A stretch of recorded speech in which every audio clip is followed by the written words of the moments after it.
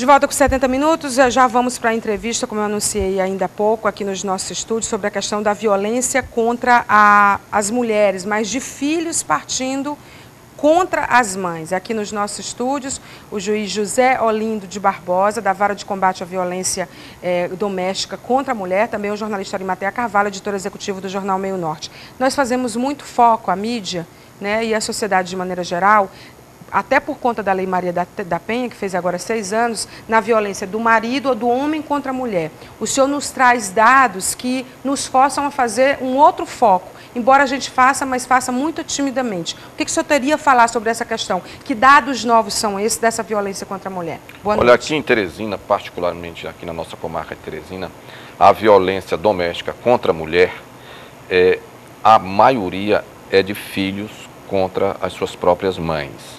E o grande incentivador, detonador dessa violência é a droga, mais particularmente o crack. Em quase 100% dos casos, se não 100%, né, eu não me lembro de outro caso que não tenha tido o crack como detonador dessa violência. Arimatea? Boa noite, Maia. Doutor, existe um agravante nessa violência dos filhos contra as mães. As mães tendem a denunciar com mais veemência, com mais rigor, quando o companheiro a agride. Uma mãe denuncia, o marido não hesita, talvez.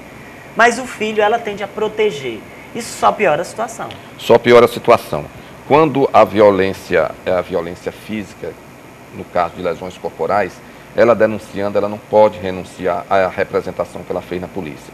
No caso de violência moral, psicológica, que é injúria, ameaça, ela, nas audiências de ratificação, que ela tem que ratificar aquela denúncia, aquela representação, lá ela, em quase 100% dos casos, se não em 100%, ela desiste, renuncia à representação. Volta atrás. Quando muito, tenta um tratamento antidroga. Isso é mais cruel ainda, não é, Maia? Você concorda comigo? Você concorda, doutor Olindo? Porque o filho sabe dessa fragilidade, o instinto materno termina falando mais alto. O senhor tende a receber, então, mães que são reiteradamente agredidas pelos filhos. Muitas vezes são mães que já têm práticas de agressões dos filhos contra ela 2, 3, 4, 5 vezes, né? As agressões morais, psicológicas, né? Quando é agressão física, como eu disse, o filho, a mãe não pode desistir, o processo vai prosseguir independentemente. Quando é moral, pode. Quando é moral, pode. Quando é moral, pode. Qual é o perfil desse agressor, desse filho agressor? A gente ainda comete o estigma de fazer vínculo da violência com a pobreza.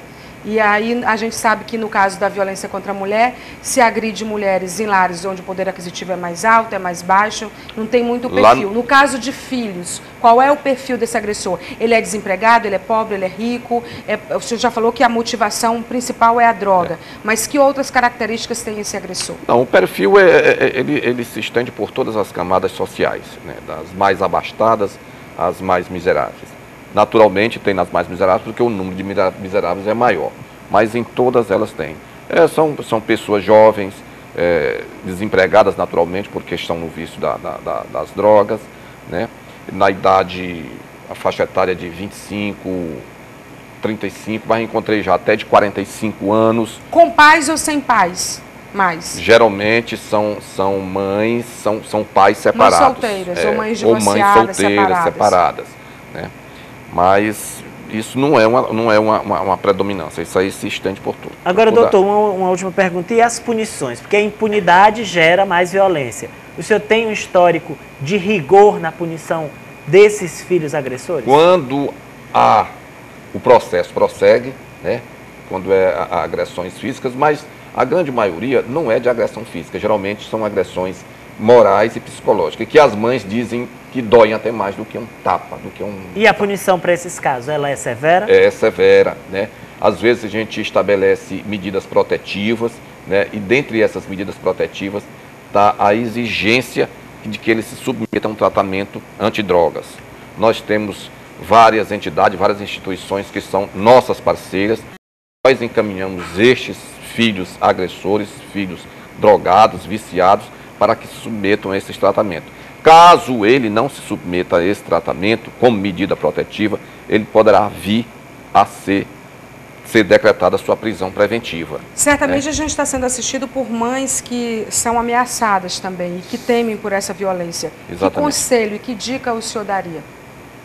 Não, o primeiro passo é denunciar na delegacia de atendimento à mulher, né? Ou então procurar o núcleo da Defensoria Pública de atendimento à mulher, que lá tem um núcleo exclusivamente, somente para atender as mulheres vítimas de violência, né? Ou então nos procurar diretamente lá, que lá nós podemos orientá-la, né? E tem que haver a denúncia. É um endereço muito fácil, na Avenida Antonino Freire, em frente ao Palácio Karnak. A antiga Justiça Federal ali. Uma mãe aqui disse que fica indignada porque hoje a legislação não permite que os pais deem um corretivo nos filhos, né? Realmente está proibido tudo, palmada. É verdade. Né? O senhor acredita que isso é uma falta de educação, no sentido de formação dos filhos, não ligada à questão de bater, mas à questão do educar, de estabelecer limites? Aí entram vários fatores, né? É uma forma de educação.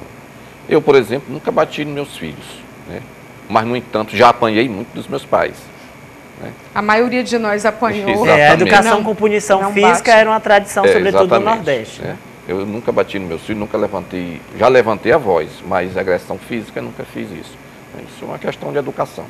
De qualquer forma, é importante a gente trazer esse assunto à tona, até para você saber que existe em Teresina uma vara exclusiva para a questão do combate à violência contra a mulher, que tem um juiz atuante, atento, e que ele me dizia que de cada 10 audiências, 7 não são de violência de marido contra as suas companheiras, mas de filhos contra as suas mães. É um alerta em relação a isso, principalmente nessa guerra contra as drogas. E isso é um absurdo, não se pode conceber um filho agredir a mãe. Seja agressão física, seja agressão psicológica, é uma falta de amor muito grande. Qualquer tipo de violência é ruim, particularmente violência de filho contra a mãe. Muito obrigada, doutor José Olinto. Estamos aqui à disposição.